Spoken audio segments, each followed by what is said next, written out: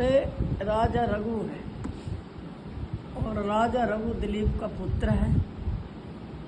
दिलीप का पत्नियां थी 2-3, तो कोई भी संतान नहीं थी और चक्रवर्ती सम्राट है दिलीप। तो उसने बड़ी चिंता हुई, मेरे बाद में कौन उत्तराधिकारी होगा इस राज्य का। हाँ जी।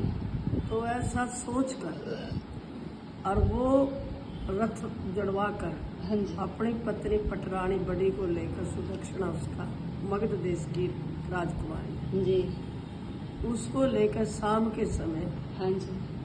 गुरु वशिष्ठ आश्रम पढ़ रहे। हाँ जी। उस समय गुरु वशिष्ठ के यहाँ विद्यार्थी यज्ञ करके उठे थे। हाँ जी। और धुआं यज्ञ का सुगंधित हो रहा था जी। सारा आश्रम। जी। और दूर ही रथ को रोक करके जी। वे कभी डर जाए, सेना को भी दूर रोक कर पैदल जी। गुरु आश्रम में पहुंचे जी। और गुरु को प्रणाम किया। वशिष्ठ जी।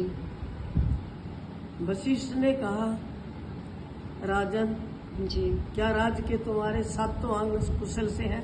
हाँ जी। 7 अंग होते हैं, सेना, जी। खजाना, जी। रानी, जी। शस्त्रागार, जी। मंत्री वर्ग हाँ जी। और प्रजा जी। और खुद राजा। जी। तो ये 7 राजा के कुशल से रहने चाहिए। जी। उन्होंने कहा, क्या ना बोल रहा है, मैं बोलने नहीं करता। तो उसने कहा, वो तो सब कुशल है, आपकी कृपा, परंतु आपकी ये पुत्र वधु का कोई उत्तराधिकारी पुत्र नहीं है, इससे मेरे को ये सारा राज्य सम्राट खुशी नहीं है, क्या आप तय करेंगे? तो वशिष्ठ ने आंख बंद कर, थोड़ा थोड़ा बता रही हूँ। तो उसने कहा कि राजन, तुम एक बार इंद्र से मिलकर वापिस आ रहे थे और तुम्हारी पत्नी सुदक्षिणा उत्तरदान के लिए तैयार थी। मतलब मैनसीज के बाद उत्तरदान देना होता है 6 दिन के बाद। और रथ की गड़गड़ाहट थी, इधर आकाश से गंगा गिर रही थी और रास्ते में नंदिनी नाम की कामधेनु बंधी हुई थी और तुम के लगन थी पुत्र दान देने, ऋतु दान देने, और तुमने उसको प्रणाम नहीं किया। रास्ते में बंधी हुई थी, स्वर्ग से जब नीचे आ रहे थे, ना तुम्हारे सारथी ने सुना ना तुमने सुना, उन्हें श्राप दे दिया कि जिस कामना के लिए तुम मेरा अपमान करके जा रहे हो वह तुम्हारी कामना पूर्ण नहीं होने वाली। तो इसलिए राजन, तुम्हारे को पुत्र नहीं होगा। हाँ, एक बात हम कहते हैं, यहाँ पर नंदिनी की बत्सा है, गाय, उसकी बच्ची, और वो अभी दूध दे रही है, जिससे हमारा यज्ञ का काम भी चलता है।